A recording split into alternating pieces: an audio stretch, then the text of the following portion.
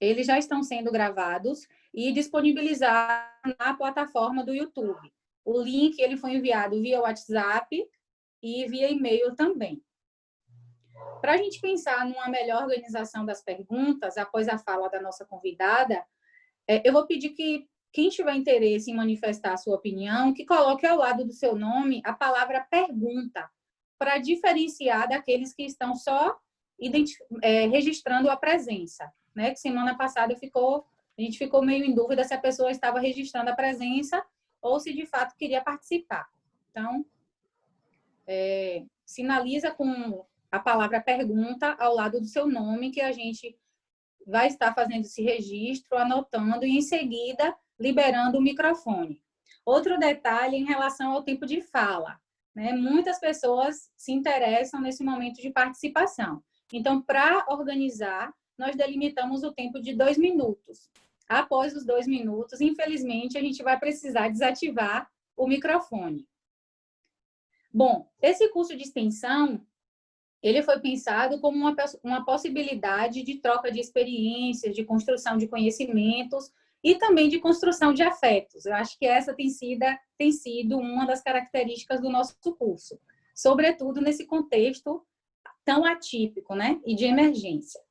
Talvez nós não estejamos atendendo às expectativas de alguns, mas de outros sim. E vale ressaltar que o nosso objetivo principal é fomentar discussões e aproximações sobre a prática docente no período, né, em especial nesse período de pandemia.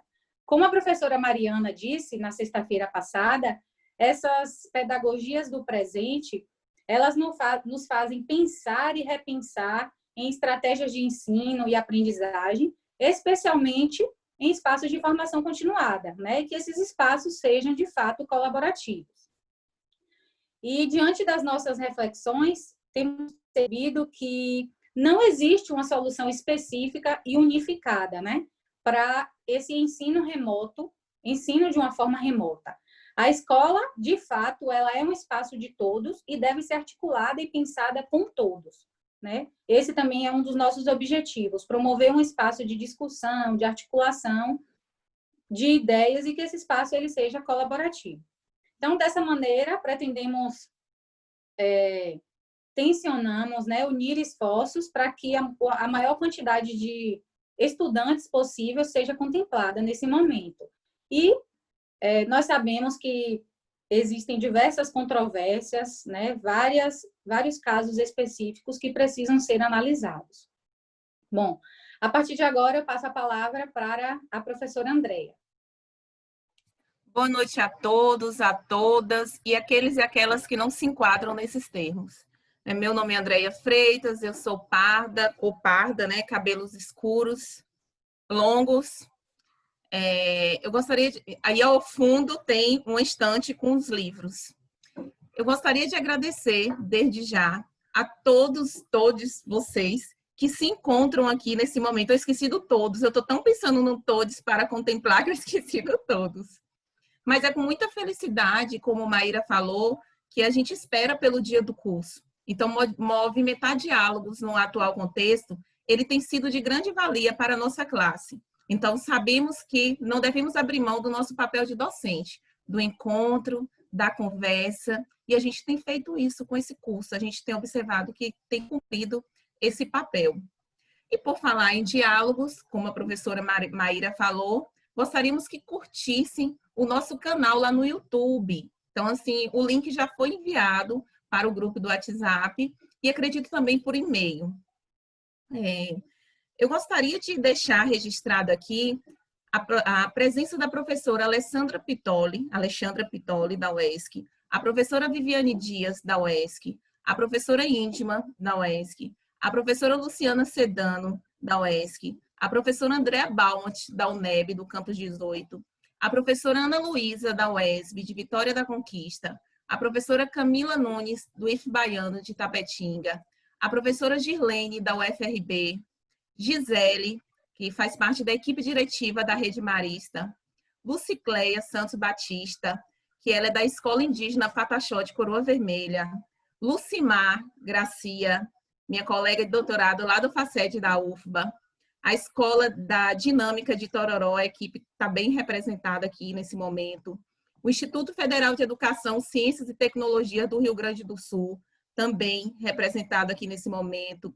Também temos professores da Universidade Federal da Fronteira do Sul, professores da Educação Básica da Prefeitura de São Bernardo, São Paulo, Solange Oliveira de Ilhéus, Robson da Univesp, São Paulo, né? Valéria da UESB, Lorena de Salvador, e todos os participantes, estudantes de graduação, mestrado, doutorado, professores da educação básica e todos aqueles que se aproximam dessa temática que estamos discutindo nesse momento.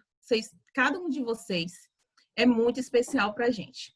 Então, como boa freiriana que sou, antes de passar aqui a palavra para a mediadora, né, Camila, eu gostaria de ler uma citação de Paulo Freire, que é: seria uma atitude muito ingênua esperar que as classes dominantes desenvolvessem uma forma de educação que permitisse às classes dominadas perceberem as injustiças sociais de forma crítica, e principalmente nesse atual desgoverno, né, gente? Passo a palavra para você, Camila. Obrigada, Andréia. Boa noite a todas, a todos. E é um prazer imenso, como minhas colegas já falaram, estar aqui hoje com vocês. E nós queremos fazer uma retrospectiva de tudo que a gente já discutiu. Hoje é o nosso terceiro encontro, né? E durante os encontros que nós já tivemos, primeiro nós tivemos a professora Ana Luísa, né, que nos apresentou o ensino remoto, indicando rumos e direcionamentos com indicação de pontos positivos e negativos dessa alternativa. No segundo encontro, nós tivemos a participação da professora Mariana, semana passada, em que ela trouxe algumas questões sobre as estratégias tecnológicas e a reorganização do espaço pedagógico nesse momento pandêmico. Há uma coisa que eu já ia me esquecendo, né? O audiodescrição. Então, eu sou Camila, pedagoga, estou sentada, tenho um cabelo preto, tenho pele negra, estou um pouquinho gordinha e atrás de mim tem uma parede em branco.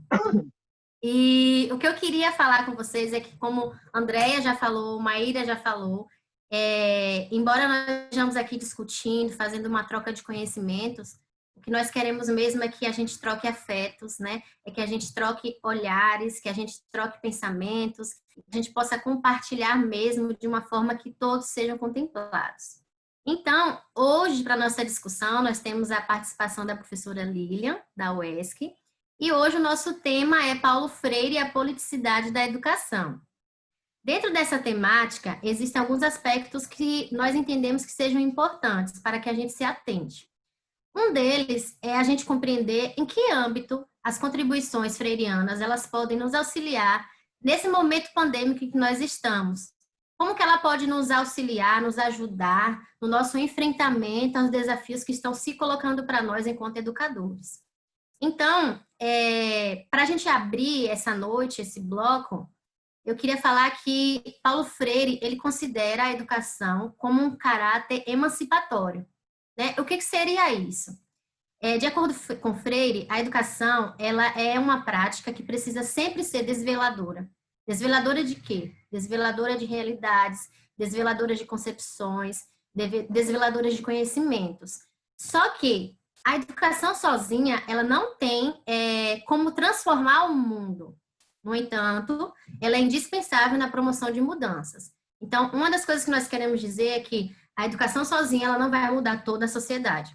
A gente sabe que, embora a educação seja uma parte muito importante, né, na nossa vida e na sociedade em que estamos inseridos, outros aspectos também são relevantes, tais como os aspectos históricos, aspectos sociais, o próprio indivíduo e o pensar que ele tem acerca de si e acerca do mundo. Então, partindo desse pressuposto, Paulo Freire ele sempre traz em sua reflexão a importância de que a gente possa ler não só palavras e aprender não só conhecimentos técnicos, mas que a gente possa aprender a ler o mundo, que a gente possa aprender a ler a nós mesmos e ao outro. Sobre isso, Paulo Freire ele traz que a reflexão crítica sobre a prática do educador ela é imprescindível na relação entre teoria e prática. O que seria isso? Nós, enquanto educadores, precisamos ter muito firme a concepção do que nós fazemos, para quem nós servimos, né? o porquê de nós estarmos inseridos nesse processo educacional, por que nós somos professores e o que nós desejamos. Isso porque, como o tema hoje é Paulo Freire e a politicidade da educação, a gente precisa entender que tipo de política é que nós estamos discutindo. Paulo Freire, embora ele seja um dos fundadores do Partido do Trabalhador, quando ele levanta essa bandeira de política, ele não está levantando uma bandeira partidária. Nós aqui nessa discussão também não viemos levantar uma bandeira partidária. Nós viemos levantar uma bandeira política que nos leve a uma ressignificação do pensamento. Então, quando a gente parte desse pressuposto, a gente entende que o que é política, baseado nessa concepção freiriana? Freire ele destaca que todo ato que possui uma intenção, todo ato intencional, ele é um ato político. Então, o professor ele precisa ter uma pedagogia fundada na ética, que seria o quê? No respeito, na dignidade, na própria autonomia, tanto dele quanto do educando. E Freire ele enfatiza também que o saber pedagógico ele deve ser rigoroso, mas não desumano. Ele deve ser dialógico, mas não espontaneísta. É preciso, acima de tudo, ser crítico e transformador. Porque a gente pode também cair no dualismo de achar que porque temos amor pela profissão que nós exercemos, nós não teremos um caráter científico, um caráter técnico. Paulo Freire ele sempre nos chama a atenção para o equilíbrio. Temos amor no que fazemos, mas também temos conhecimento teórico, temos conhecimento científico, teoria e prática, eles não se desvinculam. Então, partindo disso, eu quero apresentar a nossa convidada de hoje, que vai falar um pouco mais sobre esse pensamento freiriano. E só para fechar essa primeira parte, eu queria ler algo que Freire destaca, né? Que o professor ele precisa compreender que o ato de ensinar envolve uma constante transformação e toda ação. Por quê? É uma política que não é neutra, permeada de quê? De intencionalidades e decisões. Dessa forma, o professor ele precisa estar empenhado em assumir um compromisso ético de humanização em sala de aula, fomentando um processo de ensino-aprendizagem que leve os educandos a uma compreensão crítico-reflexiva acerca de quem eles são e da sua realidade. Vamos aqui agora, eu vou abrir o currículo de Lília para apresentar para vocês. A nossa convidada, chamada Lília Moreira, ela é pedagoga, especialista em educação infantil, mestra e doutoranda em educação pela UFBA. Ela é professora da Universidade Estadual de Santa Cruz e ela coordenou o grupo coletivo Paulo Freire da UESC entre 2016 e 2019. E atualmente, em sua tese de doutorado, ela está trabalhando com a educação freiriana, né? Então, seja bem-vinda, Lília. Sinta-se à vontade, como já foi falado, você tem de 20 a 30 minutos para discutir nesse primeiro bloco e depois nós vamos abrir para os demais participantes. Fique à vontade. Boa noite a todos. Deixa eu começar aí a todas e a todos, começar me apresentando, né? Eu sou branca, cabelos loiros, encaracolados, ondulados, e ao fundo tem uma parede branca e tem um desenho de um adesivo, na verdade, de um relógio ao fundo. Mas é isso, gente, quantas pessoas maravilhosas estão aqui na live, né, nesse momento de discussão, e que responsabilidade, né, trazer isso. Eu gostaria de agradecer a Andreia o convite, né, e dizer que eu estou muito feliz em estar aqui com vocês participando. Acho que esse momento de pandemia é muito importante a gente estar suscitando esse tipo de discussão que traz para a gente uma reflexão muito calorosa, né? E eu gostaria também de parabenizar os idealizadores deste projeto de extensão, que eu falo que é um projeto que é ousado, né? E isso é gostoso, é bem freiriano, na verdade. E Camila, você foi maravilhosa na sua abertura e na introdução. A gente nem tinha conversado sobre, né, como seria essa abertura, mas assim foi muito interessante. Eu vou pegar um ponto da sua fala para a gente começar já a discussão. Né? Eu quero agradecer logo a todos que estão aí torcendo por mim, né? A Luciana Sedano que mandou uma mensagem, eu vi, viu, Lu, obrigada. E a frase que a Camila traz, que é uma frase que, assim, com certeza aqui, acho que todos já ouviram, e a gente sempre lê algo e ouve falar que a educação, ela é um ato político. Né? E aí a gente para avaliar nos discursos freirianos de onde brota, né, essa discussão tão politizada que Freire põe à educação. que Freire, lá no livro Educação e Atualidade Brasileira, que ele começa a discutir numa tese, né, que ele escreveu em 1959, e só em 1960 que ele vai publicar essa tese, ele já começa ali trazendo uma discussão, colocando a educação no campo de discussão política. E quando Freire ele trata da educação no campo político, o que ele quis dizer com isso? Por que a educação é política? E você, Camila, foi muito feliz na sua introdução, quando você fala que a educação ela é política exatamente porque ela está ali, materializada a nossa subjetividade, o nosso eu. E quando eu penso, né, que, ao contrário, que a educação ela é neutra, que ela não tem uma ideologia aí, seria uma visão muito despolitizada e uma visão que eu poderia dizer assim, ingênua mesmo, né? Uma representação descontextualizada, né? Fragmentada da ação educativa, porque a educação ela tem uma intencionalidade.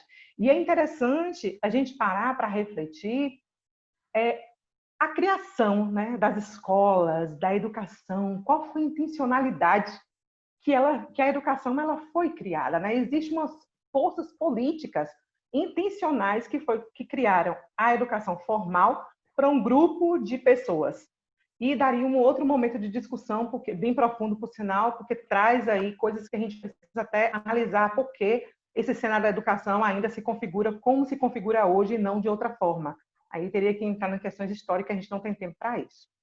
É interessante também pensar que quando a gente fala da educação como uma educação como ato político, a gente precisa pensar essa educação não partidária.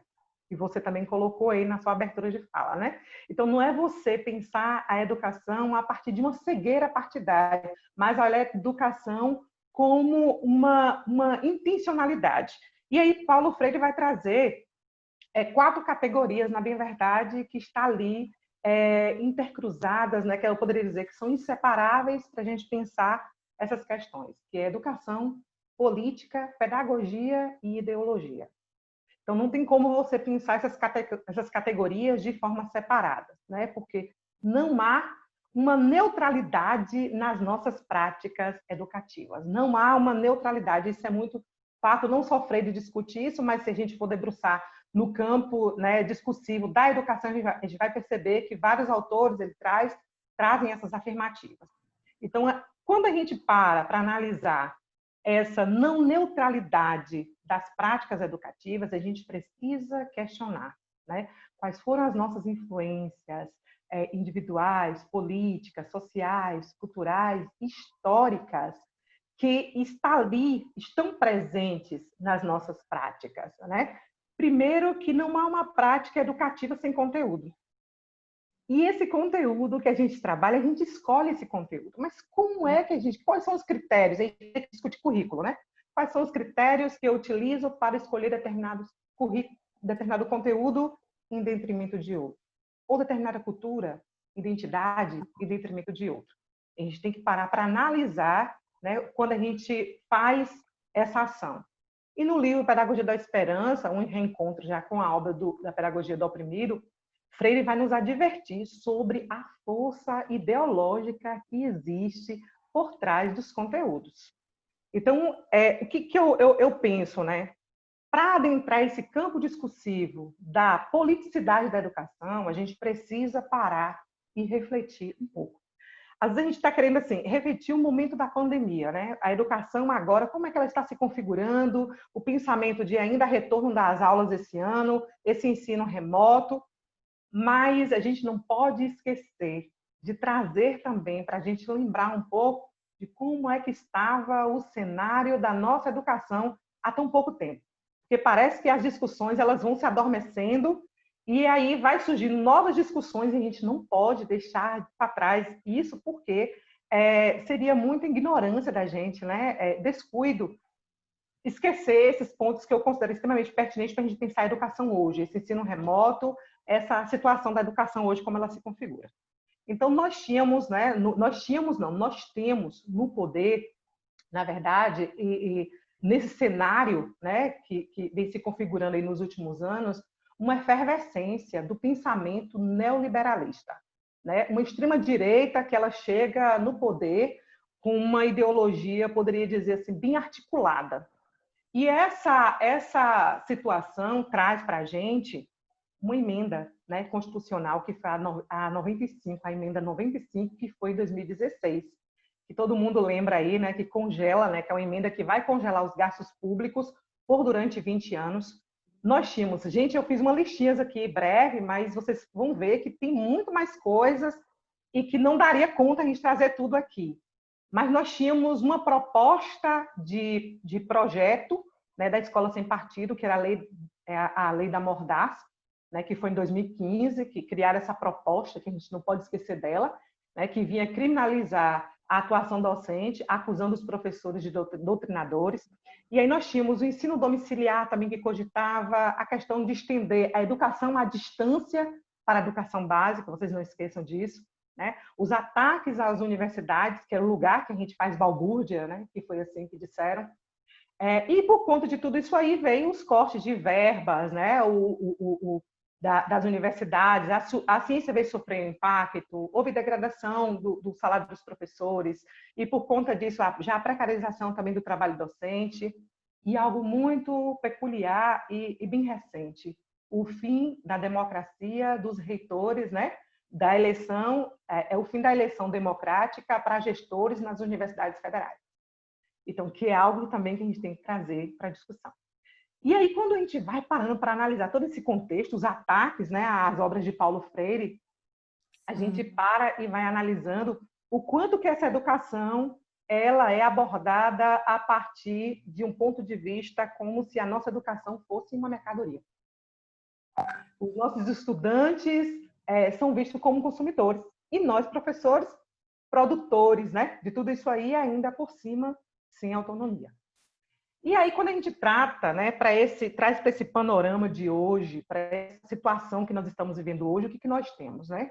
Nós temos um presidente, infelizmente, né, uma gestão presidencial aí, né, e seus seguidores, né, que se apresentam de extrema direita, né, uma direita, por sinal, que dizem, né, conservadora, que utiliza de termos religiosos para ganhar adepto, e aí a gente vai percebendo uma articulação, né, apoiada por grupos, né, grupos radicais que atacam professores, estudantes, as universidades, as escolas, o sistema de ensino, e Paulo Freire também, né, que é um militante, foi um militante da educação, de pensamento libertário, democrático, emancipatório.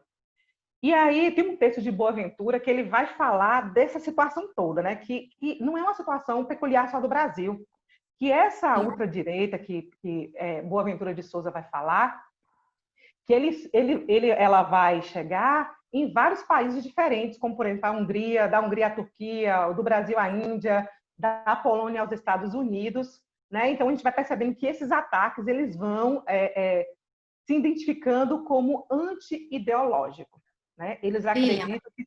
Oi? Sobre essa fala sua, o participante Tássio, ele está falando que, inclusive, a destituição de Paulo Freire como patrono da educação brasileira. Muito bem lembrado, verdade. Isso aí. E aí a gente vai percebendo que esse pensamento, né, quando você apresenta um pensamento crítico, como Paulo Freire, né, um pensamento livre, independente, esse sujeito ele é visto como uma ameaça que vem desestabilizar uma ordem, né, entre aspas aí, uma ordem social, mas essa ordem social está a favor de quem? Né, que é interessante a gente pensar. E a universidade pública ela passa a ser vista como um ninho, o lugar, né, que vai alimentar os esquerdistas, né, as pessoas que estão ali para propagar, como eles dizem, um marxismo cultural. Então, são questões, gente, que a gente não pode parar e desconsiderar, porque assim, no momento, o que acontece? Esses ataques eles estão atenuados. Né? A universidade ela está mostrando aí a sua produtividade, são pessoas que estão aí colaborando para conter mesmo o vírus, para a eliminação desse vírus, para controle desse vírus. Então, está tendo essa atenuação aí, mas nós sabemos que está por trás de tudo isso aí, a gente não pode parar e simplesmente fazer de conta que nada está acontecendo, né?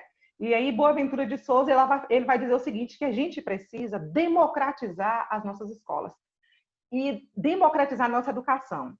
A gente para pensar, e principalmente quem tem a vivência do chão da escola, da educação básica, como eu tive durante 20 anos, nós vamos perceber ali muito latente que a escola não tem nada de democrático. As escolas, principalmente municipais, elas são, os cargos de diretor mesmo é indicação. Né? Então, em pleno século XXI, com toda a discussão que nós temos, nós percebemos ainda que a escola não é um espaço democrático. Pelo contrário, e nesse atual governo, infelizmente, nós temos perdido muito. E ele fala também que a gente precisa, o Boaventura de Souza, desmercantilizar. Nossa educação, ela não é uma mercadoria. Né? E outra coisa também que ele fala, descolonializar. Né? Porque a gente tem importado os nossos modelos de educação, a gente precisa pensar as nossas propostas de educação fora de um modelo europeu de educação, como também despatriarcar, né? Despatriarcalizar, quase não sai a palavra. E a gente também vai perceber muito presente na nossa educação o patriarcado, né? Principalmente quando a gente pensa na gestão.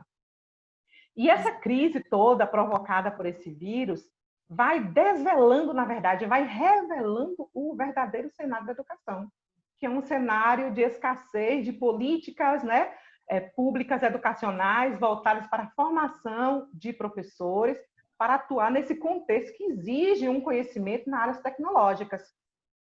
Também vai desvelar a questão da dificuldade que as pessoas têm, né, ao acesso às ferramentas digitais e a esse conhecimento tecnológico.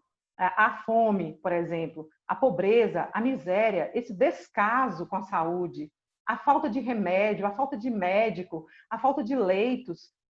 Gente, isso não pode ser visto como algo normal, né? A gente não pode pensar em uma normalidade, a gente tem que olhar isso do ponto de vista político, o que está por trás de tudo isso aí, de todo esse descaso que nós vivemos, e a educação ela vai colaborar para a gente tirar essas vendas, porque muitas vezes a gente tem uma visão muito acrítica das coisas, e o que está por trás desse ensino remoto, que também dá um ponto de discussão muito importante, né? Aí a gente pensa na situação hoje do país. Há 30 dias, por exemplo, nós tínhamos 15 mil novos casos por dia de coronavírus, né, da Covid-19. Hoje nós temos 47 mil diariamente. Nós temos hoje 67 mil, aproximadamente, aí foi dados que eu peguei hoje, pessoas mortas. E isso não pode ser considerado como algo que é normal. Nós temos um total de 1,6 milhão de pessoas, quase 1,7 de pessoas contaminadas no país. E aí a gente pergunta, se em março, que nós tínhamos tão poucos casos, né, de Covid-19 no Brasil, suspendemos as aulas, como é que agora, nesse boom todo, né, de toda essa quantidade, aí vamos pensar no retorno de aula até dezembro, assim inviável, né? A gente fica pensando, será que nossas crianças realmente, elas hoje não correm mais risco? Será que as famílias não serão abatidas com isso?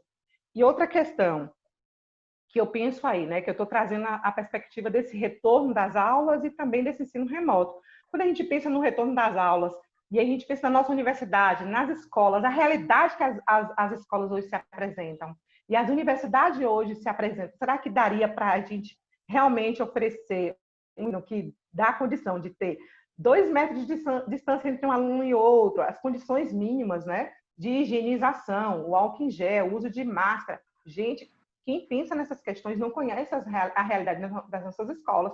E, às vezes, quando vê esses discursos, a gente até apoia, né, o retorno, né, quem tem filhos. Nossa, meu filho tem 1 ano perdido. E aí eu quero que ele volte à escola, mas a gente esquece de pensar em toda essa conjuntura, de toda essa realidade que as escolas brasileiras, que as universidades brasileiras, elas se apresentam. Né? Como é que a gente vai lidar, né, com essa situação? E aí, quando a gente propõe a questão do ensino remoto, eu me pergunto, né? Esse ensino remoto, quem terá direito a ele? Quando a gente vai para os dados oficiais, né, sobre a questão do acesso à internet, nós sabemos que 30% da população brasileira, aproximadamente, aí, não tem acesso à internet. E aí esse ensino remoto, ele vem de forma perversa, eu poderia dizer, de forma muito cruel, sabe? Evidenciar ainda mais o quanto nossa educação ela é perversa, ela é cruel e ela é excludente. Porque quem são os sujeitos que serão alcançados para isso, né? E aí nós vamos pegar aqui qual é o nosso papel diante de tudo isso aí, né? Um ensino que pode acontecer até o final do ano e esse ensino remoto que já está acontecendo em algumas escolas, algumas universidades, principalmente na rede privada. Quem tem direito? Qual é o nosso papel discutir isso, né? Eu penso, né, que essa atual conjuntura política, econômica, social e cultural que vivemos, não podemos deixar de problematizá-la, né?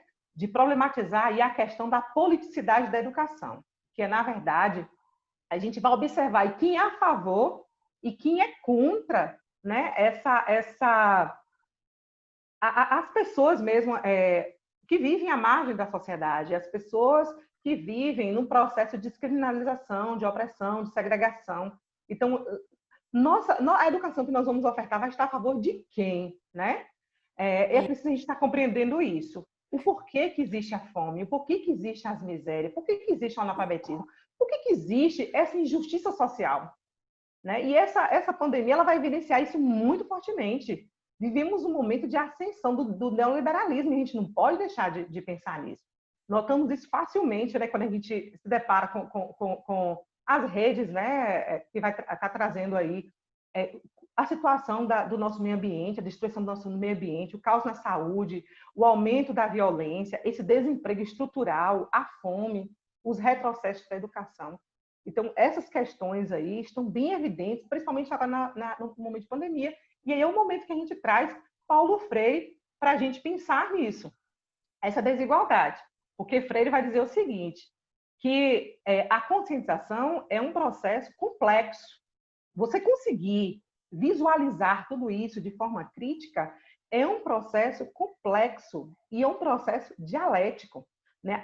A conscientização não é algo que você pode dar para alguém. Não é um bem que você doa, mas é um construto. É um construto permanente, baseado em uma praxis, né? Que cada um vai fazer no seu interior. Uma busca, e nós, enquanto professores, nós temos a obrigação de fazer esse movimento interior para conseguir enxergar o exterior. Isso requer de nós, como Freire vai dizer, diálogo, requer de nós uma análise, requer de nós busca, requer de nós uma pesquisa, requer de nós comunicação, né, do conhecimento que estamos construindo sobre essa realidade social que estamos vivendo. E isso envolve olhar as pessoas como seres humanos e nos olhar como seres humanos que somos responsáveis. Então, a politização é uma conquista histórico-cultural, de leitura, de releitura, de constante, né, busca, de constante crítica mesmo desse mundo que está aí. E isso tudo, Freire vai dizer que é um ato criador, né? A conscientização é esse processo que exige de nós uma ação educativa problematizadora. E Paulo Freire, ele sugere a possibilidade mesmo de uma educação problematizadora, que vai conceder esse verbalismo. A gente não vai falar para o povo, a gente vai falar com o povo.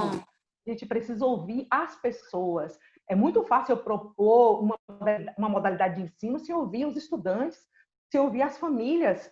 Alunos que vivem numa casa que não tem condições, não tem infraestrutura, não tem internet. E quando tem, não tem um espaço para estudar. Precisam revezar, às vezes, o aparelho celular, ou o notebook, ou o computador com os outros irmãos, com as outras pessoas da família. Gente, nosso Brasil é muito desigual. E a gente tem que olhar essas coisinhas e sair da nossa zona de conforto e conseguir adentrar a vida do outro, né? E Paulo Freire vai nos ajudar a compreender que nunca estamos politizados.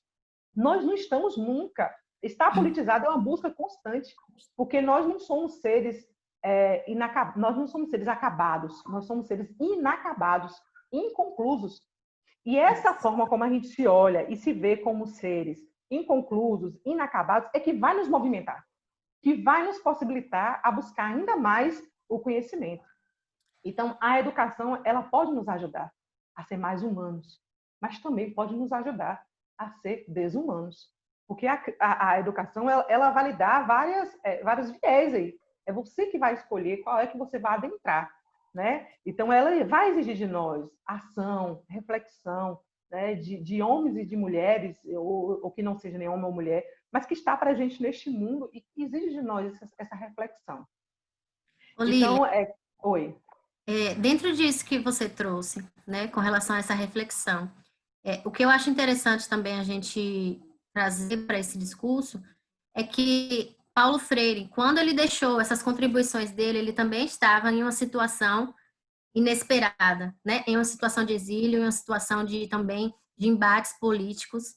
E sabe também que a mesma luta que a gente está vendo hoje, né? Como o Tassi falou, sobre essa questão de tirar ele como patrono da educação, esse mesmo embate que ele sofreu, no momento em que ele deixou esses escritos, toda essa construção que ele trouxe, hoje nós estamos também enfrentando. Hoje nós temos como aporte aquilo que ele escreveu durante o que ele passou. Mas o que ele deixou para a gente precisa impulsionar agora as nossas ações, né? Como você está falando, a questão do ato político. Isso me fez lembrar que a gente sempre fala sobre essa oposição de Paulo Freire a uma educação bancária. E é justamente o que a gente está vendo, que essa concepção política atual quer trazer de volta, né? Uma educação bancária que é o quê? Uma educação que não estimula o educando ter curiosidade, ter criticidade, né? Muito pelo contrário, a tônica da educação bancária é o quê? É fundamentalmente matar nos educandos a curiosidade, tirar o espírito investigador, para que não haja questionamentos e para que ele não saiba o poder dele de mudança. Na verdade, você foi muito rica em trazer essa questão de como que a gente está vendo, né, o poder político tentando tirar esse poder de transformação que o sujeito tem. Porque é o que Freire traz, né, esse empoderamento do sujeito em que ele entenda que ele é criador de cultura, que ele é criador de história, que ele pode sim mudar, né, as coisas a seu entorno, mesmo que seja de maneira pontual.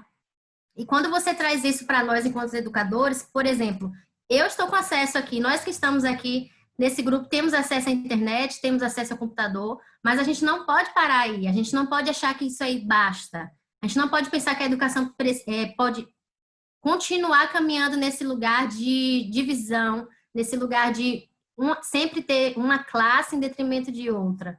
Então, isso que você traz é muito rico para a gente pensar, porque a quem que nós vamos oferecer esse ensino remoto, quem que vai ter acesso, foi uma das discussões também que a Ana trouxe e a Mari trouxe também nos encontros passados.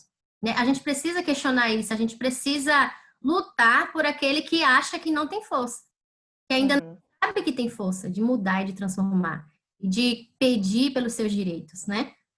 E quando a gente observa essa fala mesmo sua, trazendo a questão da educação bancária, né? Quando essa educação bancária ela é ofertada, a gente percebe muito nos jovens, né? Desculpe os jovens, é uma visão minha, né? Eu vejo um vazio intelectual muito grande, sabe? Falta nessa geração, para mim, assim, uma capacidade reflexiva, uma capacidade crítica das coisas, e isso para mim até que vai justificar até a escolha, né? Por que nós temos esse presidente hoje, né? Então, o que nós fizemos, como é que nós estamos tratando a nossa educação? E a gente percebe tanto isso forte no Brasil que Paulo Freire, ele é combatido, né? As pessoas têm combatido o pensamento freiriano exatamente porque é isso que nós queremos, né? Nós, que eu digo, a população que está aí, né? Que elegeu esse sujeito que está aí no poder, esse vazio intelectual mesmo dos nossos jovens. E isso tudo vai reverberar na forma como o nosso Brasil vai se configurando e nesse mutismo que nós temos, nessa conformação. Tem um livro de Paulo Freire que eu gosto muito, né? Ele é muito feliz nas palavras dele, em todas as suas obras. Eu agora, como eu estou trabalhando com ele na minha tese de doutorado, eu estou tendo prazer de ler todos, assim, bem de forma muito gostosa. E, assim, é interessante que eu falo, a forma como ele vê a educação, ele tem esperança, ele acredita na educação. Quando eu vejo um professor que ele traz ali na fala dele, que ele não acredita na educação pública, que o próprio filho estuda numa escola particular, né? Numa escola privada, eu falo, meu Deus, esse sujeito não acredita na educação pública. Eu vejo um Paulo Freire que acredita na educação pública. Ele tem esperança. E ele fala no livro Educação e Mudança, mesmo que é um livro que eu estou lendo recentemente, ele vai dizer que a gente não tem que se conformar. A gente não tem que se conformar com a situação quando ela não está legal, a gente não pode se conformar. A gente tem que lutar para transformar. E é o que está acontecendo hoje. Nós não estamos felizes com a situação que está acontecendo. Nós lutamos já com o vírus, gente. Já é uma situação que já foge do nosso controle, que a gente não tem um controle. Mas a gente não pode deixar que isso nos abata, a gente não pode deixar isso, a gente deixar de acreditar que a educação ela é um instrumento, sim. Ela sozinha ela não dá conta, né?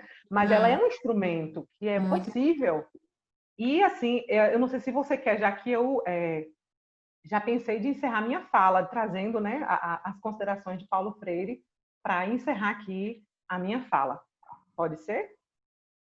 Pode. Já está dando Antes de meu você tempo já. encerrar, no chat veio uma pergunta com relação a essa falta de criticidade que você trouxe, né? Dos jovens. Porque o que a gente percebe é que tem muito acesso à informação, mas tem pouco conhecimento. Porque só ter o acesso à informação não significa que a pessoa vai transformar a informação obtida em conhecimento, que é diferente, né? E tem uma pergunta aqui no chat que perguntou se essa falta de criticidade seria em relação à falta de letramento político?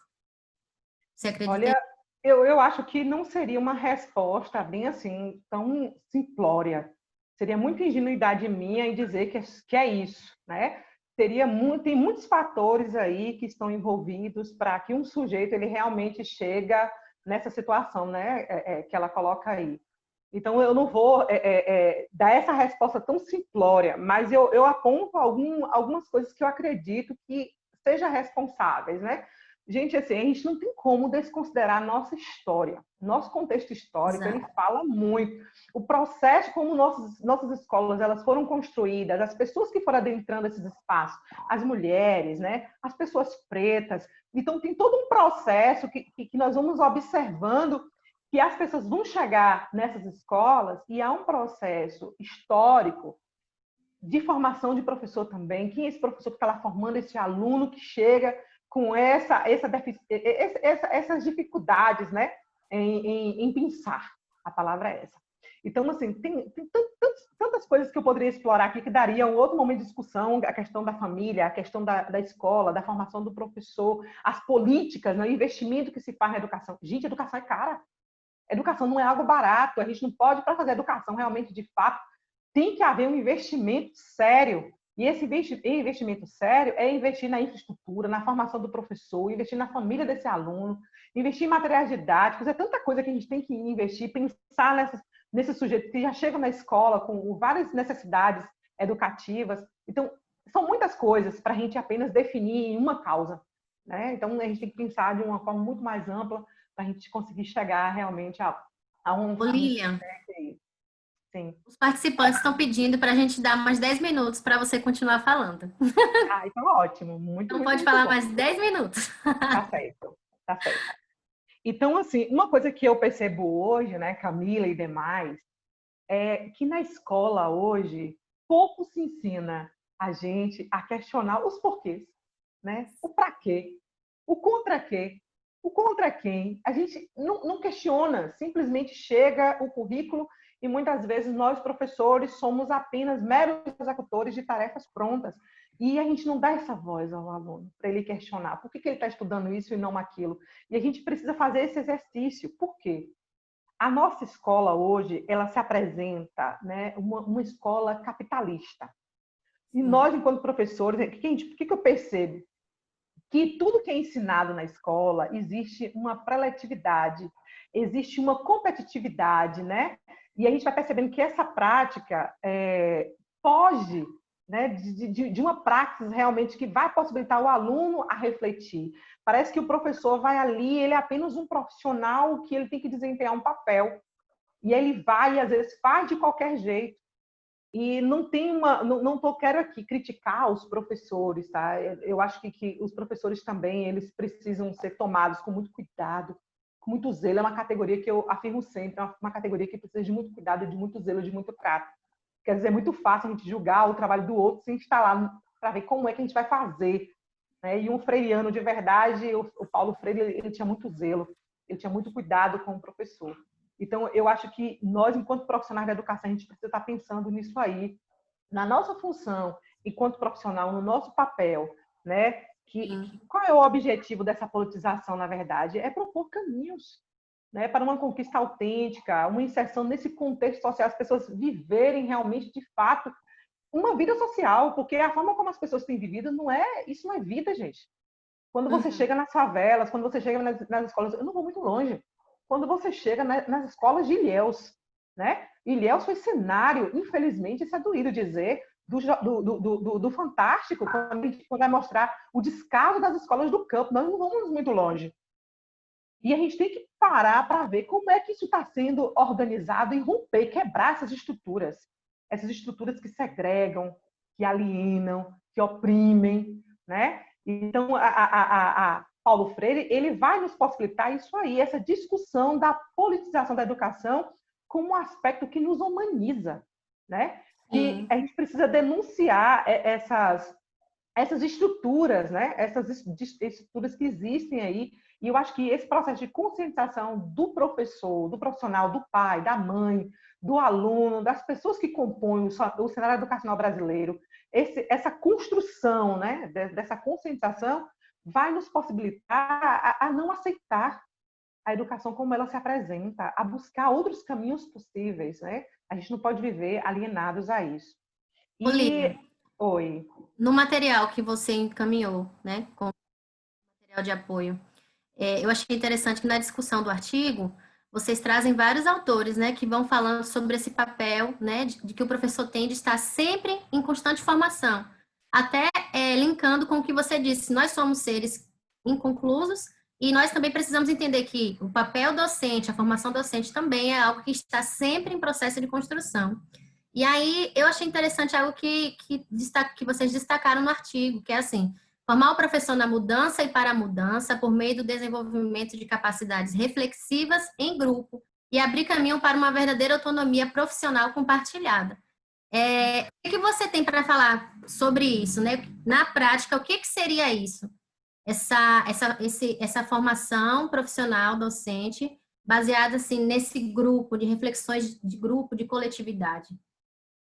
Esse artigo que eu escrevi, né, eu pego o livro Medo e Ousadia, de Sim. Paulo Freire, que ele traz um diálogo com Chon, que eu acho um livro fantástico, né? Por sinal, parece que ele acabou de ser escrito, é fantástico as coisas que Paulo Freire vai trazendo. E aí eu pego esse livro e vou trazer ele, discutir os caminhos de desenvolvimento profissional, dialogando com alguns autores que tratam do desenvolvimento profissional, que é Marcelo Garcia, que eu trago com o Ibernon, a Mizukami, e eu vou trazendo alguns autores, né, que vai discutir os caminhos de desenvolvimento profissional. Porque, assim, o professor, ele vai para uma universidade, ele forma na universidade, ele tem uma formação inicial em uma universidade, e aí, quando ele é lançado, né, quando ele vai para o campo dele de atuação, ele precisa de um acompanhamento. Né? Eu costumo dizer que é muito perverso pegar um professor que acabou de se formar, colocar numa escola de educação básica e não dar um suporte para esse professor se desenvolver, para esse professor atuar. Muitos acabam até desistindo.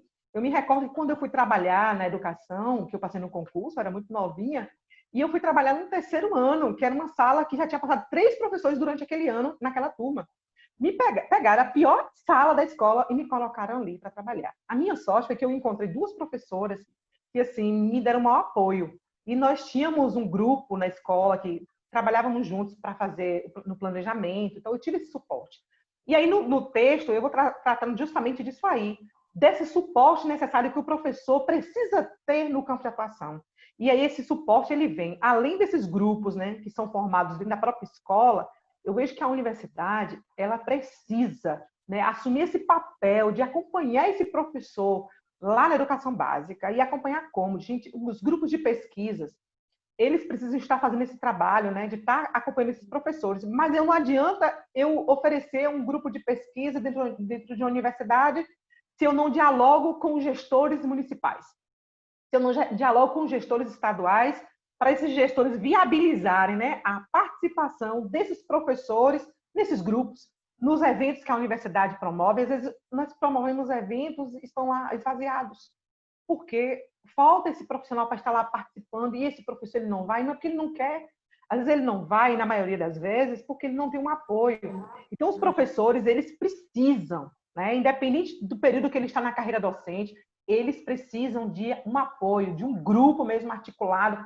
para esse professor falar, contar, né, as suas problemáticas da sala de aula, as suas práticas exitosas da sala de aula.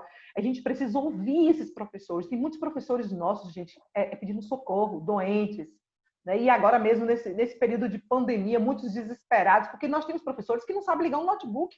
E nós temos, a nossa realidade, gente, é muito cruel mesmo assim, e esses professores, eles são culpabilizados, e a gente sabe que existe uma lacuna muito grande né, de políticas voltadas para esses professores que estão lá atuando na educação e que precisam realmente de um suporte, precisa desses grupos de pesquisas, precisa de recursos para poder comprar livros, para poder investir na sua formação, precisa de apoio quando eles optarem em fazer uma formação continuada, um mestrado, um doutorado. Então, a gente precisa apoiar esses professores. E o grupo, né, de pesquisa, esse trabalho coletivo que a universidade e a escola de educação básica, né, ela pode possibilitar, é de extrema importância para ajudar o professor nesse processo de reflexão, né, de atuação profissional, das suas relações mesmo interpessoais com seus alunos. É isso. Outro ponto que foi interessante que vocês trouxeram no artigo é que vocês falam, trazendo nessa discussão de Freire e Shaw, que ele destaca que ele quer aprender, né, quais são os verdadeiros níveis cognitivos e afetivos dos alunos, como é a sua linguagem autêntica, qual o grau de alienação trazem para o estudo crítico e quais são suas condições de vida. Então, assim, são coisas que às vezes a gente chega na sala de aula, a gente está tão automático que a gente não para analisar, a gente não para investigar, né? E isso Freire traz como um fundamento do diálogo, que é o que você falou, para a gente não cair na verbalização, achar que o diálogo é só um blá blá blá, é só falar, é só deixar o aluno falar. Muito mais que isso, mas é inserir a realidade, o contexto dele dentro daquela discussão e problematizar isso para que fomente uma conscientização e ele possa transformar a sua realidade, né? Isso que quando vocês trazem essa discussão, eu fiquei apaixonada pelo artigo, quero parabenizar vocês, um artigo muito rico, muito bom, explicando direitinho o livro, porque o livro é muito bom, mas o livro ele é um tamanho maior e vocês conseguiram fazer assim um resumo, né? Digamos assim, trazer as principais ideias do livro. Ficou muito bom o artigo. Eu quero parabenizar vocês.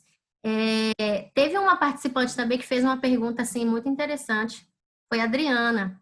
Ela perguntou qual poderia ser a alternativa para a educação neste período de pandemia, se a educação remota não fosse adotada em função das desigualdades sociais e de acesso tecnológico.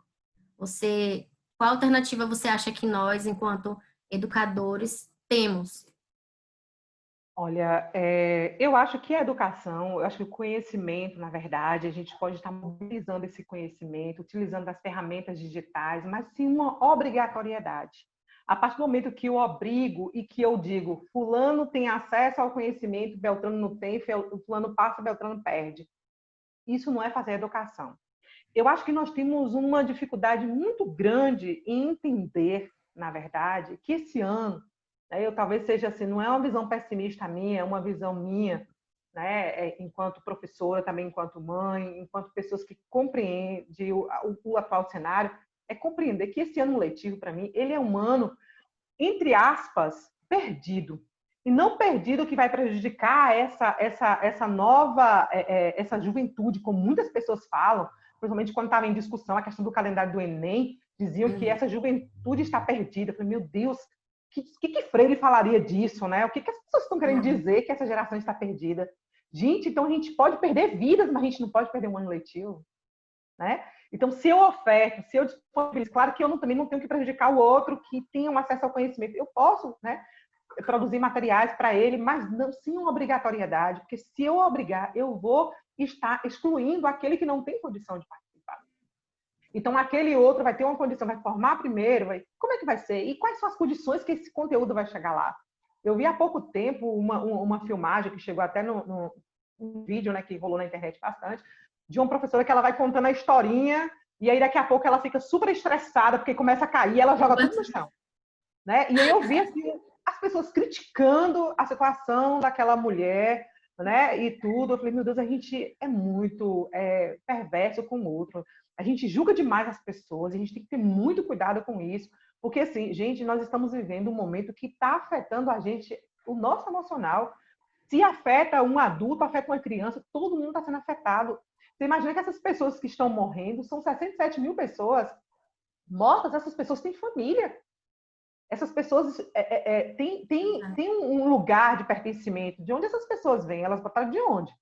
Então, assim, a gente tem que pensar nisso também. Então, eu vou pensar no ensino remoto, mas eu vou esquecer de tudo isso aí que está acontecendo. É muita negligência, entendeu? Com aquele que não tem condição, nesse momento, de estar, né, de todo esse aparato tecnológico, todas essas ferramentas digitais, e até os professores também. E como é que fica a nossa saúde mental? como é que fica a saúde mental dessas pessoas, né? Então, essa é muita coisa. Eu fico até com medo, porque eu acho que não tem uma receita, né, para este momento. Eu acho que cada realidade é uma realidade diferente. Eu preciso estudar cada realidade. Eu recebi hoje uma carta que foi escrita, um documento, por sinal, de alunos e alunas do curso de enfermagem da UESC. E eu achei fantástico, muito bem feito, muito bem escrito. Eu não sei se os professores aí da UESC receberam.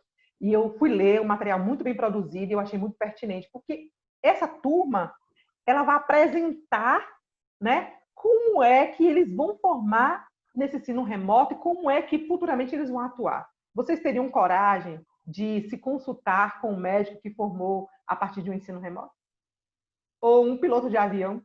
Você teria coragem de ir no avião que ele vai pilotar, sendo que ele teve uma formação pelo ensino remoto? Então, a gente tem que começar a pensar nessas coisas, e os estudantes eles vão colocar isso, né? Qual é a situação de cada um? E a gente tem que pensar no todo, e não só em uma categoria, porque senão a gente vai continuar fazendo a exclusão, né? Incluindo, dizendo que está incluindo, mas na verdade a gente não está incluindo, a gente está excluindo aqueles que mais precisam, porque aqueles que mais precisam não terão acesso. Ô, Lilian, eu queria agradecer essa primeira parte. É muito boa a sua colocação, muito rico o conhecimento que você nos trouxe. E agora a gente quer abrir o chat para que os participantes possam também interagir. Como a gente já sinalizou, vocês terão 2 minutos. E enquanto vocês estão escrevendo no chat, se inscrevendo para falar, Lilian, se você quiser trazer uma fala de conclusão, fique à vontade.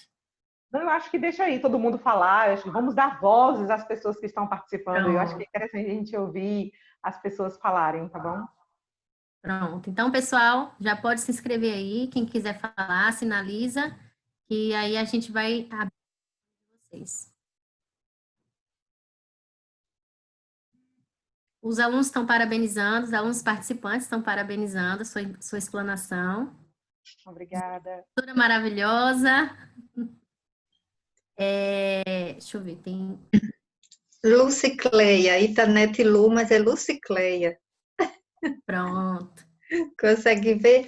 Boa noite, de fato, muito boas as provocações, muito feliz de estar participando, me senti contemplada e me instigou de uma forma pessoal a questão que o artigo traz, que é a formação continuada. E eu queria me dirigir agora especificamente para a Lilian, e Lilian, comenta para a gente como que você tem visto essa política de educação continuada do professor, uma vez que a gente sabe, eu estou falando como professor de aldeia, né, que tem uma realidade um pouco diferente, eu me estendo para falar sobre isso, porque diferente no sentido da política, ela está mais ativa dentro de uma escola indígena, tá? Isso é uma realidade que a gente pode usufruir. Mas a minha fala e a minha pergunta é no sentido de a educação continuada hoje, as políticas de educação continuada, o que você tem visto de pontos positivos e negativos, considerando que ainda temos muitos professores, né, ministrando aulas de matérias totalmente alheias à sua formação inicial. Então, eu queria que você dissesse, tem ainda pontos, uma política voltada para a formação do professor? Qual que tem sido, né, as políticas, as boas práticas e as práticas que você acha que poderia ser melhor, inclusive com a nossa atuação aqui na nossa região? Isso iria me ajudar muito, desde já, Nitiauere. Muito obrigada. Lilian? Oi, que coisa linda a pergunta dela, e eu parei para pensar em uma situação. A gente às vezes fala muito mal, né, das políticas, né, e agora tem muitas boas iniciativas. Então, eu vou trazer uma iniciativa que tem de formação continuada, que aqui na Bahia, para mim, eu não conheço outra, então essa é bem peculiar, que é da região que eu sou de Tapetinga, né, moro em Ilhéus, mas eu sou de Tapetinga, e em Tapetinga, ano retrasado, em 2018, né, houve um convênio entre a UESB e a Prefeitura Municipal de Tapetinga, a Secretaria Municipal de Educação, para ofertar uma turma de mestrado para professores. Esses professores tinham que ser concursados, né? E esses professores foram para essa formação né, a nível de essa formação em Vitória da Conquista. Então, tinha disponibilizado o ônibus, né, que levava esses professores. Eles tiveram um tempo para poder estar escrevendo a dissertação. E, assim, foi um mestrado acadêmico, eu não entendi ainda porque não foi profissional, foi um mestrado acadêmico, né, tem algumas discussões sobre isso. Mas é interessante a gente pensar essa alternativa, né, que esses professores tiveram e, assim, pensar quais os desdobramentos, na bem verdade, dessa formação que foi ofertada para mais de 20 professores. Eu acho que 17, parece que, se eu não me engano, eu estou por fora um pouco assim, dos números, conseguiram, né, terminar mesmo, estão nesse processo já de término do mestrado. Mas, assim, a gente percebe que houve uma iniciativa do município, um investimento de mais de R$500 mil na época, eu me recordo, que foi direcionado para esses professores. Agora, algo que fiquei muito intrigada na época, que mesmo diante, né, de toda essa possibilidade, a Prefeitura de Itapetinga tem mais de 600 professores, e desses professores, nem 30, né, conseguiram fazer, não fizeram a inscrição. E aí me chama muita atenção também, porque às vezes existem as políticas, né, para viabilizar uma formação continuada, mas existe também, que perpassa também a questão do professor. Aí eu penso o seguinte, que existe, né, algumas políticas, né, de formação continuada que funcionam, que realmente possibilita essa formação, mas isso perpassa muito a questão do professor, eu penso, né? Porque qual é a relação que eu vou estabelecer com a minha formação? Qual é a relação que eu vou estabelecer? Eu vou trazendo isso na discussão com o conteúdo, né, com os livros, com o que eu tenho de possibilidades para poder estar buscando essa formação continuada. Porque a formação continuada ela não vai se dar apenas numa universidade, no espaço formal, né? Ela se dá em outros espaços, e nós, enquanto professores, a gente precisa estar pensando e buscando essa formação continuada. Eu não sei se eu consegui contemplar a fala dela, mas aí me vê essa questão de Itapetinga e eu vou fazer essa pesquisa lá, né, para ver o desdobramento dessa formação continuada para a futura atuação desses professores. Como é que esses professores eles saem dessa formação continuada? O que muda nas suas práticas? Como é que essa formação ela vai alcançar a prática do professor, né, da educação básica? Então é isso. Eu não sei se... Ô, Lília, outro ponto importante que vocês também destacaram no artigo é que esse processo formativo do professor, ele precisa encarar que, enquanto ele está em sala de aula também, embora esteja ali com a intencionalidade de fomentar o processo de ensino-aprendizagem, ele está também em processo de formação, né? A partir do momento que ele aceita aprender com o aluno, aprender com seus alunos trabalhadores, né? E entender que o conhecimento que ele traz, embora não seja o conhecimento científico que estamos familiarizados, é um conhecimento importante que precisa ser levado em consideração. Então, eu aprendo com o meu aluno trabalhador, né? As potencialidades que ele tem, o conhecimento que ele tem para empreender aquilo que ele vivencia. Então, eu acredito que nessa perspectiva freiriana, esse processo formativo contínuo também acontece em sala de aula, no próprio ato de ensinar. É o que Paulo Freire fala, né?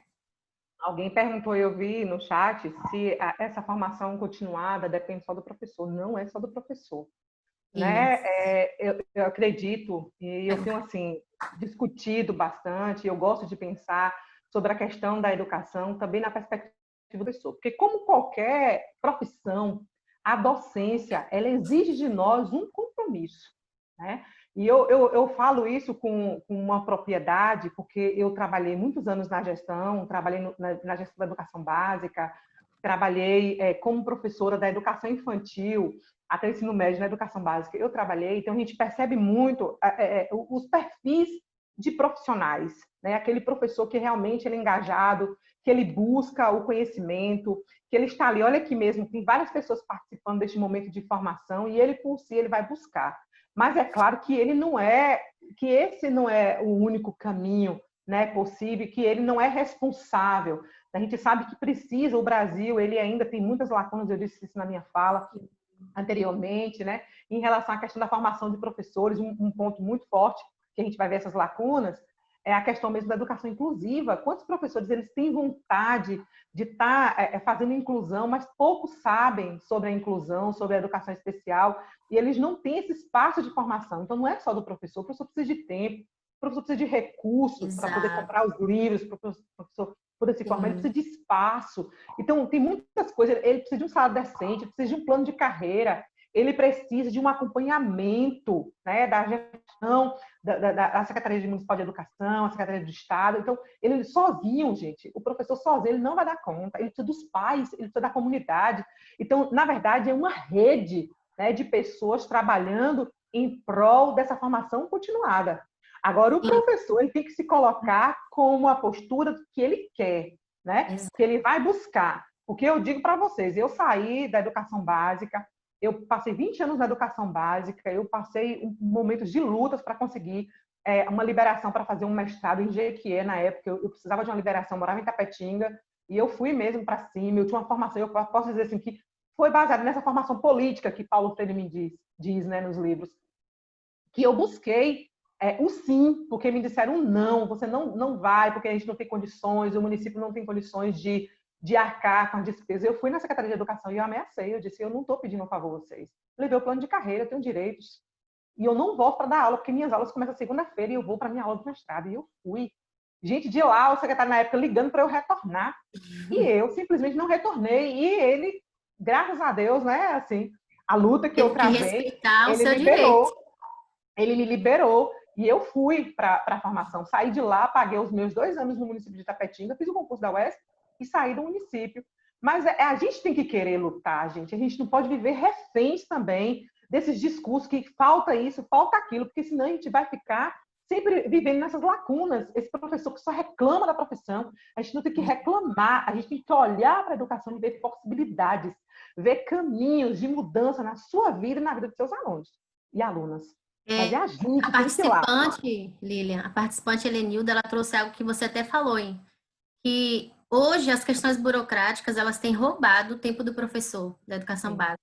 Principalmente, e contribui para que ele reproduza práticas expositivas, que é algo que vocês trouxeram também no material de apoio, né? Que o professor, como o ato de ensinar é um ato político, precisa decidir se ele está ali para reproduzir, né, um modelo hegemônico de educação, ou se ele está ali para fomentar uma transformação e uma ruptura, né, desse currículo que se impõe. Então, isso que você traz realmente nos leva para um lugar onde a gente vai sair de um lugar de conforto, digamos assim, porque você repetir algo que já está posto é muito mais prático do que você ser investigador, do que você sair do seu lugar de conforto, do que você ter coragem, como você trouxe. Como você teve uma educação baseada em uma educação política, né? Você teve esse conhecimento de saber que você estava ali, não só porque você queria transformar, não só porque você era revolucionária, mas porque era um direito seu. E se outras pessoas não estão lutando por você, você vai lutar. Então, é a partir do momento que nós temos essa conscientização, que é o que você trouxe também de maneira muito rica, nessa perspectiva freiriana, ele sempre vai falar sobre a importância do diálogo, da problematização e da conscientização. Só que ele não para aí. Não adianta só eu ter consciência do meu direito, eu preciso ir para a prática. Essa minha consciência precisa ser transformada em uma ação. Então, isso que você está trazendo para a gente é encorajador. Porque o que eu vou fazer com o conhecimento que eu tenho? O que eu vou fazer com a minha intencionalidade enquanto eu ensino? Então, isso que a Helenilda trouxe também, a gente precisa pensar, o que eu vou fazer agora diante de tantas... de um julgo que a própria organização escolar traz para o professor, né? As cobranças, toda essa... Eu vou trazer Paulo Freire, eu vou pegar Paulo Freire. Imagine você, Freire foi expulso do país, né? Ele saiu daqui, e aí? É a pergunta que a gente faz. E foi o que ele fez. E agora? Eu vou me reinventar, eu vou me refazer nesses locais. E Freire, ele teve ousadia, né? E ele vai no livro fala medo e ousadia, né? A gente tem que romper com medo e ter ousadia, adentrar mesmo, romper, quebrar as portas, né? No sentido aí bem literal mesmo, e adentrar a esse mundo que tem aí para a gente descobrir, para a gente criar, recriar. A gente não pode simplesmente ficar paralisado. Freire poderia ter ficado ali paralisado por conta do exílio, mas não. Ele foi fazendo as suas andanças, né, pelo mundo, aprendendo e deixando o seu legado. Que por onde ele passou, ele deixou o legado. E acho que a proposta para a gente também é essa. Neste momento, está fazendo como Freire. está nos reinventando, né? Pensando novas propostas, novas alternativas, porque a gente tem um material muito bom sendo produzido hoje na internet. As pessoas hoje têm um acesso, né? Uma grande parte a esses conteúdos digitais que podem sim estar servindo como um momento, né? Uma ferramenta para nos provocar a mudanças, a ter esperança, não esperança, como Paulo diz, do verbo esperançar, né? Esperar, mas esperança do verbo esperançar. Então, vamos ter esperança, que a educação vai, né? A gente vai dar tudo certo. No final, tudo vai dar certo. Aí só precisa acreditar. Eu quero aproveitar. Camila, Oi. nós tivemos algumas inscrições aqui no chat. Eu vou abrir o microfone por ordem. Pronto. Girlene, pode ficar à vontade, Girlene.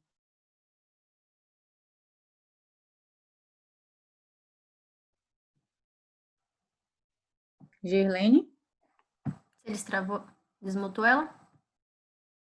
Vamos para a Sim. próxima, então, enquanto Girlene... A próxima, né? Isso. Próxima é Zayara. Não, boa noite. Abriu, Girlene. Meu fone está com problema. Ah, Toda hora tá parando, travando, mas eu escrevi a pergunta no site. Está travando toda hora. Não sei se vocês estão me ouvindo. qual é a sua pergunta? A gente está te Então. ouvindo agora. Pode falar.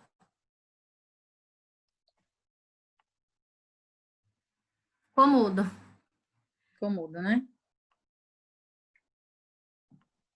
Girlene, você conseguiu destravar ela, Mari? A professora Maíra vai desmutar você, aí você já não mexe mais no microfone. Que possa ser isso. Desmuta ela. Verdade. Fala, Girlene. Está ouvindo agora? Sim. Aí você não mexe mais no microfone, que eu acho que Tá. quando ela apertou, você apertou também. Foi, eu fui tentar destravar. Eu queria Pronto. parabenizar a professora Lília, a Camila, pelos esclarecimentos, muito excelentes. E minha pergunta foi, eu coloquei lá no chat, quais, para a professora Lília, né, que eu li o trabalho dela, enfim, onde as investigações freirianas podem interferir no ensino remoto agora em tempos de pandemia? Pronto. Obrigada. Sua pergunta. Valeu. Lília está com a palavra. Olha, é uma pergunta bem complexa e eu sempre volto a dizer que a resposta não é simples, né?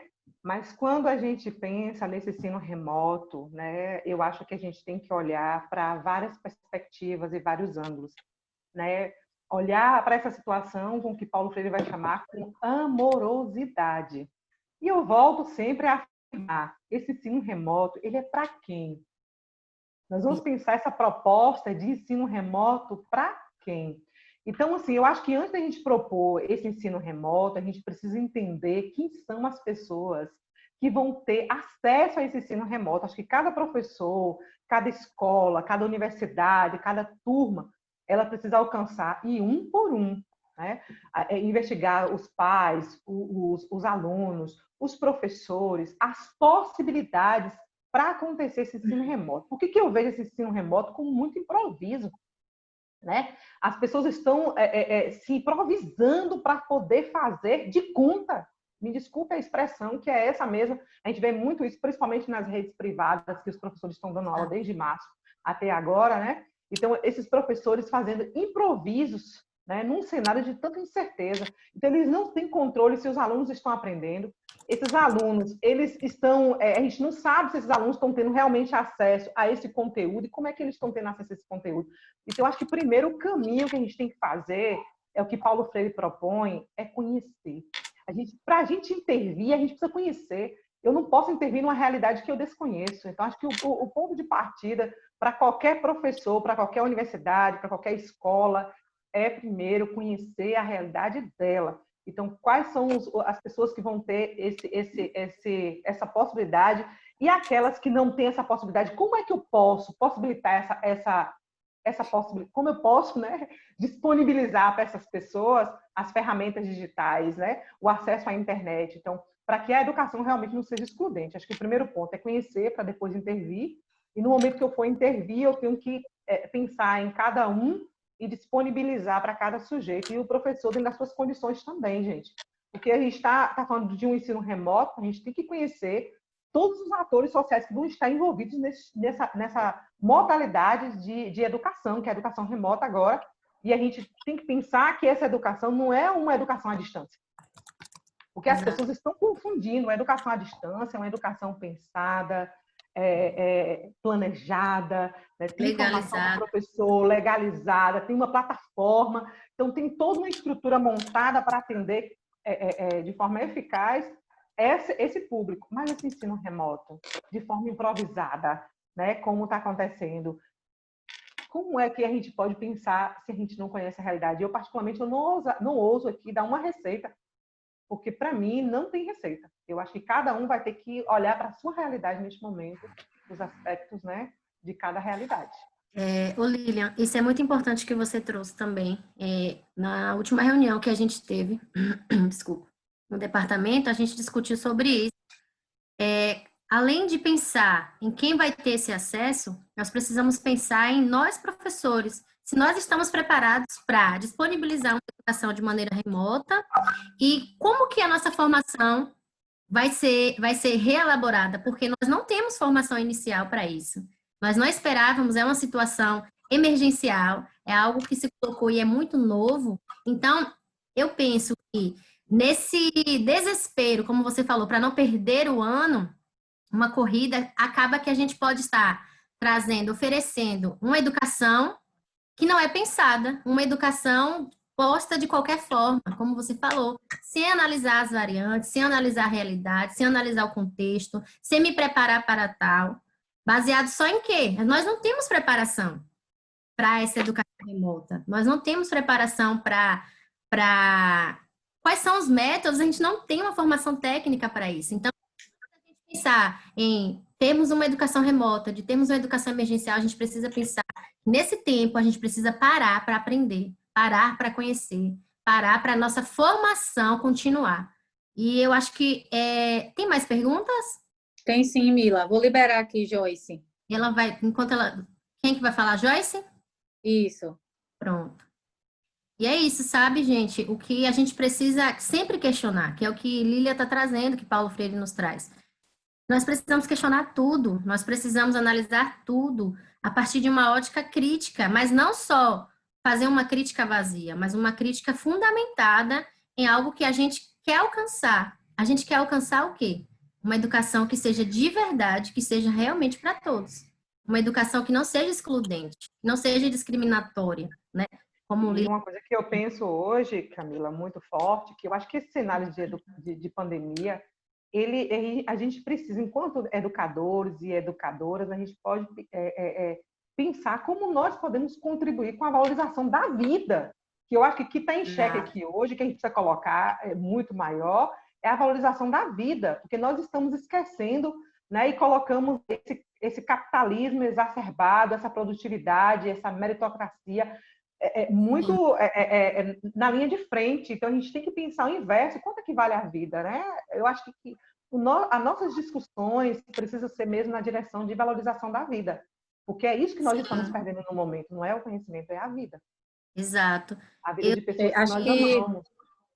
Foi aí? Joyce perdeu a conexão. Eu vou para a próxima da lista, que é Soraya. Vixe, Maria. Eu já ia desistir de falar. Tá me ouvindo? Sim. Tá. Eu falei que eu ia desistir, oi, Lília. E professoras Andréa, Camila, que estão aí à frente desse curso maravilhoso. Eu estou muito feliz de estar participando. E eu fui assistir ao último evento da UES, lá do Coletivo Paulo Freire, viu, Lília? Fiquei muito satisfeita, eu nem conhecia. Sou docente da UES, imagine, né? E nunca tinha tido a oportunidade. Foi muito importante para mim naqueles dias lá no ano passado, né?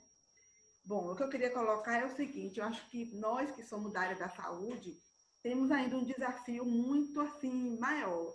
Eu falo que é maior porque a gente vem de uma formação, eu até escrevi aí, né? Tecnicista, onde o modelo flexneriano da formação em saúde, né? Pautado em laboratório, no biologismo, que reforça muito as práticas individuais, é o que mais reforça o modelo de formação da gente. Então, assim, quando a gente encontra a docência na saúde, que eu, como enfermeira que sou, né, e muitos colegas que estão aí, você se depara com o modelo que você veio formado E aquilo que você disse aí, e que você produziu muito bem no seu texto, quer dizer, qual é a concepção que eu tenho de educação, onde é que eu me afilio e o que é que eu quero com isso. E quando você traz, né, o pensamento de Freire, desde a escolha dos conteúdos, eu fui pensando, fui fazendo uma viagem na minha vida docente, né? E como isso é real. E assim, eu me lembrei até de ter uma colega que está aqui no grupo também, professora Aparecida, que a gente dividiu a disciplina por muito tempo, a disciplina de gestão e enfermagem na saúde coletiva, e a gente tinha uma provocação de uma discussão com os alunos do texto, era o compromisso do profissional com a sociedade, de Freire, aquele texto, né? Porque a gente trabalhava a disciplina, terminando a graduação, e a gente queria muito essa oportunidade de discutir esse compromisso, né? Então, assim, porque o compromisso com a mudança, com a ética, e aí quando Lília coloca, né, que no contexto de pandemia, quando nós estamos na UESC, que a gente ouviu ontem o professor Alessandro colocar, né, que tem uma comissão analisando, vai trazer algumas proposições, como está acontecendo na UF, na UNEB, em todas as estaduais, a discussão do semestre, né? E a gente está vendo aí os desafios que são postos para a gente no ensino da educação com os nossos discentes, e fomos, assim, nem surpreendidos. Acho que é um pouco dessa colheita que a universidade também faz, quando você vê um grupo de alunos da enfermagem se posicionarem como se posicionaram.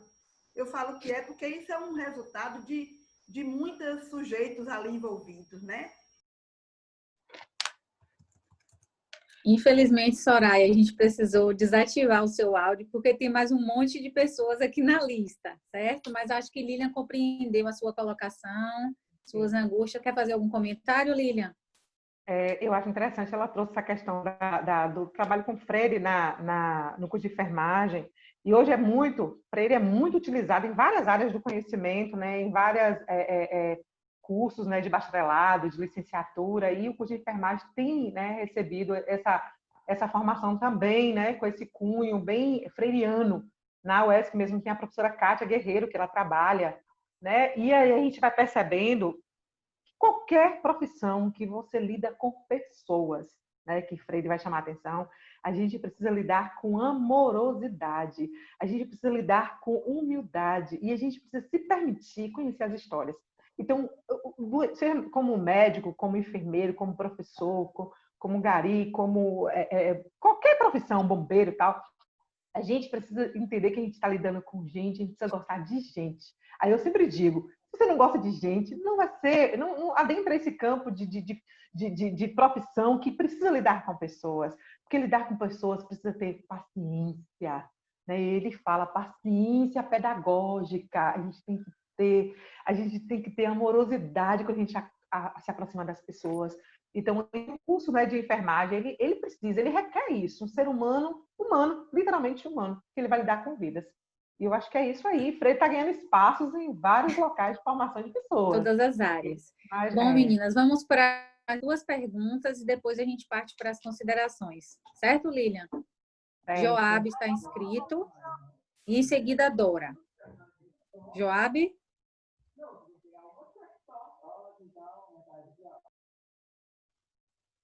Não, você não mexe no áudio, não. No microfone. Pode deixar que eu libero daqui.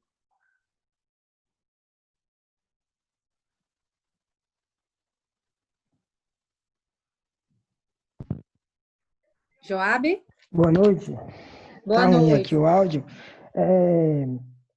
Eu levantei algumas ideias, algumas dúvidas, e foram até contempladas. Só um questionamento sobre essa forma de educação, né? A educação remota, até mesmo porque muitas pessoas conseguem, de fato, confundir a educação remota com a educação à distância. A educação à distância é um procedimento, é um processo educacional que já existe, que já foi, como foi citado anteriormente, atribuído a técnicas, profissionais foram treinados para isso. Mas, ao meu ver, eu sou um professor e pai aqui, né? Eu trabalho em escola particular e, infelizmente, o nosso trabalho aqui nas escolas de Vitória da Conquista, esse trabalho está sendo continuado. Eu trabalho em 3 instituições de ensino e mais 2 de pré-vestibulares. E os meninos estão precisando. Então, assim, infelizmente, o sistema não abriu mão da continuação educacional. Então, tem, sim, um problema pelo qual os alunos da rede pública não estão tendo acesso, justamente por conta de recursos que muitos aqui em Vitória da Conquista, por exemplo, não têm esse acesso, né? Questão de zona rural, internet, mas na educação particular, infelizmente, os meninos estão tendo esse acesso. Eu digo felizmente porque eu sou um profissional de instituição particular. Infelizmente porque é algo que deveria ser abrangido, né? Mas não temos como fazer isso. Aí quando a gente fala assim, eu até, se vocês observarem, eu peguei um quadro, fiz quadro, tentei o improviso, porque tudo pegou de surpresa. Então, eu acredito que não deve se entregar a uma situação. Temos sim que tentar, continuando com esse tipo de educação. A educação remota, meu ponto de vista, tem que ser tentada. Porque se a gente tentar parar, vai ser um retrocesso. Aí foi dito aí por Jamile, salvo engano aí, que não, mas a gente não pode fingir estar ensinando. Não é questão de estar fingindo ensinar. É uma questão de estar tentando passar o conhecimento. Logo, no futuro, é melhor a gente estar fazendo alguma coisa do que parar e esperar o retrocesso acontecer. O meu ponto de vista é, lógico, preparar para futuras situações. Mas como tudo pegou de surpresa, a gente tem sim que tentar continuando do jeito que está. É só o meu ponto de vista. Muito obrigado. Obrigada, Joab. Obrigado, Joab. Eu vou passar para a última pergunta, Lília, e você faz as considerações de uma vez só, certo? Com relação a essa fala de Joab, eu queria esclarecer que o posicionamento que está sendo para fazer algo com qualidade. Não é para a gente esperar, como o Lilian trouxe, esperar parado, né? Mas esperançoso, buscando uma formação, buscando atender a todos. E não agir de maneira emergencial, sem pensar se nós estamos, de novo, repaginando uma educação bancária. Então, a nossa preocupação é essa. É a gente não utilizar o ensino remoto de uma maneira emergencial e trazer novamente uma educação que é só para alguns, só para aqueles que têm acesso à tecnologia.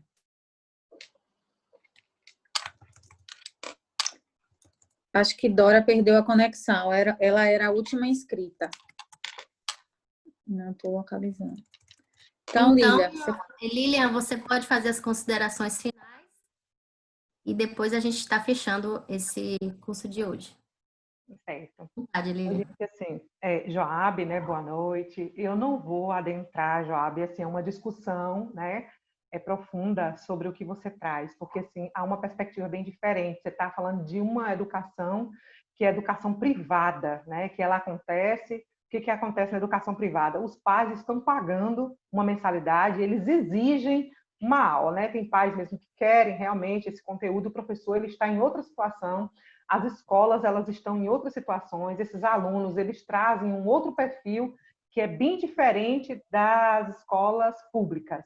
Apesar que nós sabemos que tem muitas escolas privadas, principalmente nos municípios pequenos, né? Esses municípios elas têm muitas escolas de esquina, que eu chamo, que são aquelas escolinhas particulares que o pai mal tem condição de pagar uma mensalidade. Às vezes o aluno, eu falo porque eu já trabalhei em escola assim, o aluno nem leva uma merenda para a escola e passa a situação assim bem de extrema carência, né? E vive também em contexto de vulnerabilidade. Se tratando de Brasil, a gente sabe que a educação, de uma certa forma, ela é muito deficitária.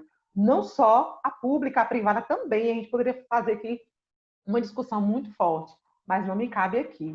Né? Me cabe aqui, na minha fala, o lugar de freiriana de lutar realmente, de militar pelo direito daquelas crianças e daqueles adolescentes, daqueles jovens que não têm o acesso à internet, que vivem em condições extremamente precárias, né? Então, eu me coloco nessa posição de lutar por essas pessoas, porque eu acredito na escola pública. Eu sou fruto de escola pública, eu tenho 2 filhos hoje, um de 25 e um de 19 anos, né, já, graças a Deus, na universidade, e os 2 são frutos da escola pública. Então, eu acredito na escola pública, e essa escola que eu estou defendendo, é esse público que eu estou defendendo. Né? A gente sabe que, infelizmente, nós somos tomados também por essa produtividade, e quando a outra professora, a professora da UES, estava falando, né, da discussão de retomada das aulas, a gente sabe que existe uma cobrança muito grande por parte, né, das instâncias, né, governamentais, dos professores, porque estão recebendo salário e não estão trabalhando. E a gente sabe que os professores vivem aí, né, esse conflito, né, que vem de forças maiores para essa educação à distância, essa educação remota. Mas eu também não vou adentrar nessa discussão. Eu quero só reiterar a minha fala, que quando eu penso na politicidade da educação e trazendo Paulo Freire para dialogar com essa politicidade, a gente nua e crua, né? Ver a realidade realmente como ela é.